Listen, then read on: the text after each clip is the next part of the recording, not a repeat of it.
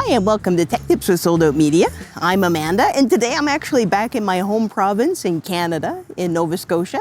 And behind I have the iconic Nova Scotian Peggy's Cove Lighthouse. What we're gonna do today is I'm gonna tell you why I think that the Canon EOS R, the original, not the R5, not the R6, not the RP, not the R7, why I think the EOS R is actually still one of the best cameras you can buy today. And it's been one of the cameras that I've really loved and used a lot. So let's go around, let's take some pictures, and then we'll sit down and talk about why I think this camera is so awesome.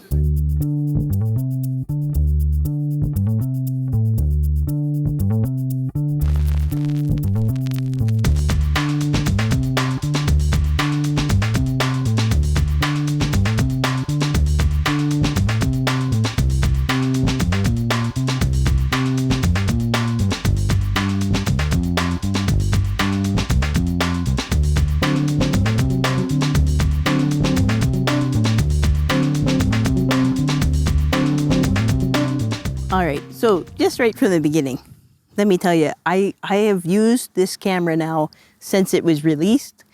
We've used it for cooking programs, we've used it for song programs, we use it every week for our Tech Tip show, actually. We always use this as our tight shot in a lot of our shows. And here's why I'm telling you that. In all the years that I've been shooting with this, I think this came out in 2018, and we bought it around the same time. Maybe it was earlier. But we have used it nonstop.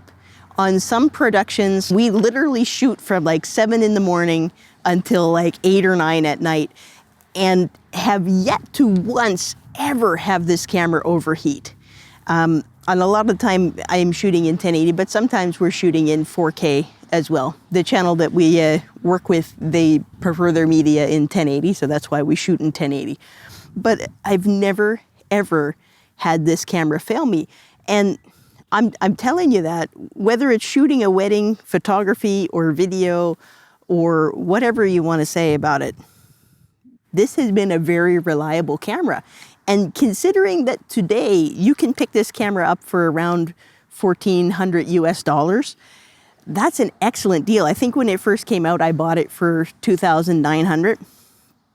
You can spend the money on this camera body instead of any of the other new Canon EOS R mirrorless lineups, and then actually invest more money in the glass and still get a very decent camera body.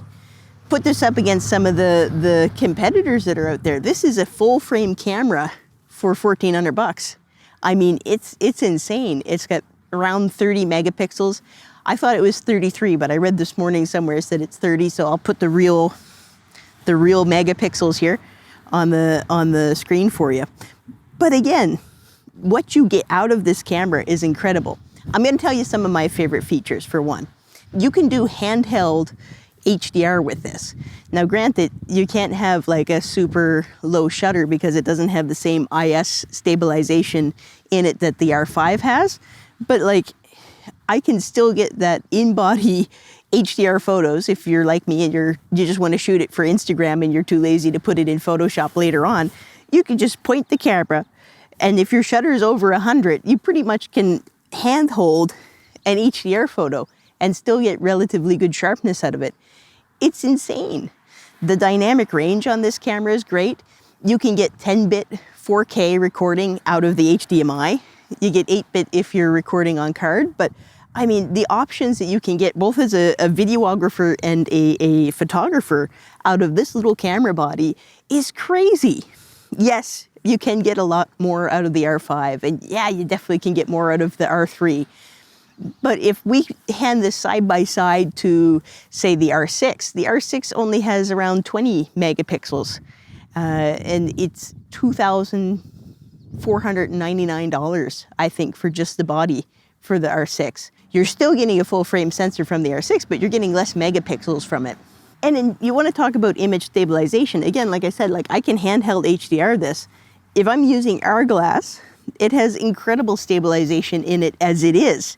So the IBIS, it's awesome if you're gonna walk and do vlogging with it, but for most things, the IBIS is more than most people will ever need. Again, I love this camera.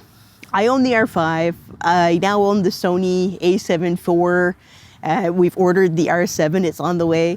And I'll play with all these cameras together. But I just really wanted to share with you guys how I feel this is one of the most reliable cameras. Even when we shoot tech tips, I almost never shoot with the R5 because of the overheating issue. And it's a lot better, but I mean, we're shooting for television. We're shooting all day productions. And when I do have to use the R5, I have to make sure that at some point in the day, I have a break that it can cool down. It has overheated once or twice on me, but this guy never overheats. Battery life is great in it. We have another episode coming out where we actually did a side-by-side comparison between the Sony a7 IV and the R5 and the EOS R. And in a lot of ways, the R was awesome. The R5 has better autofocus, but not by much. And in low light, it's great. I love this camera, and I just really wanted to highlight it to everybody today and recommend it as a purchase option. You don't have to always go out and buy the best, newest technology. If I had ditched all of my EOS Rs for R5s when the R5 first came out, I wouldn't have been able to do half of the productions I've done in the last couple years just because of the overheating thing. So, disadvantages of this camera: it has a major crop on it on the 4K. So that's where, if you compare it to the EOS R6 or the R5, you do have a disadvantage. It's shooting 4K, but it's cropping in on the sensor by 1.8 times crop. But if you compare it to the new R7, it's an APS-C sensor. So I still think that this is a better deal. The R7 is coming in, I think, at $1,300 US, brand new, or at least that's what I paid for it up front when I got in line at our local photography store. I'm excited about the R7 coming out, don't get me wrong. But when it comes to a good deal, all I wanted to tell you guys is this is a reliable camera. And where you have them coming out as secondhand options now all over the place. I have a friend who picked one up from me actually for $900. But, you know, like we had 4 or 5 of them. These cameras are incredible. It's not a bad deal. And I highly recommend you thinking about picking up one of these before picking up one of the new cameras. If you don't mind the APS-C, the R7 has the 8-axis or 8-point in-body stabilization, which I'm really excited to try out. And it has some really great new features that this guy doesn't have. Some other things that you have in this camera: you have a fully articulating touchscreen. I got it on manual focus right now, but I can actually like touch focus. I have some B-roll of it downstairs. I can actually touch where I want to focus the picture on, and it'll just grab it.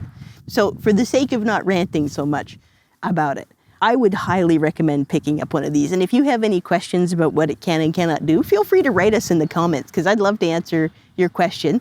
And if any of you are watching and maybe we haven't gotten around to your comments just yet, we have been on a very insane shooting schedule in the last 2 months.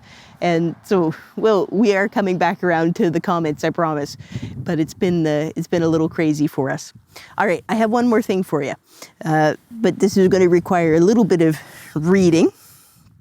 If you guys don't mind me reading, just a little bit of comparison here. With the R7, it's shooting 4K up to 60p, whereas the R only does up to 30p. It's a crop of 1.8 on the R, but it's also a 1.8 crop at the 4K 60 for the R7. And there's an APS-C crop otherwise. This camera shoots in log, whereas the R6 and I believe the R7 both shoot in log 3, C-log 3. Again, native 8-bit, but you can get 10-bit out of this guy when when you're recording out of the HDMI to an Adamus monitor. But the R7, you get 10-bit out of. You can have 120 frames per second slow-mo out of this guy if you're in 720 by 1280. So if it matters a lot to you in that sense, we've used it a couple of times and nobody really has noticed the big difference. But of course, I like the full 4K slow-mo that you get out of the C70, for example. The biggest thing that you're missing out on this little guy here is the in-body stabilization. But you have so much that you get out of this camera for that price. Like the Sony's, you know, the nice little A7 IV that we picked up, it doesn't do all that for that price. This guy had one of the sharpest pictures out of all of the ones that I've tested. And sometimes we print out big prints for clients, like huge posters, huge, like 2.5 meters by 2.5 meters. And their print guy has told us before, this is one of the sharpest things he's ever had come through his shop. I hope that this has been helpful to you guys, and I hope that you like and subscribe. Yeah, all right. We'll see you in the next one, and please go ahead and leave us a comment and any questions you have about this. Do not pass this camera up if you have an option to pick it up. If you're struggling with the idea of paying more than 1,500 bucks for a camera, keep this one. Again, you can use all your money on glass. Get a secondhand one of these. Okay, I'm done. See ya.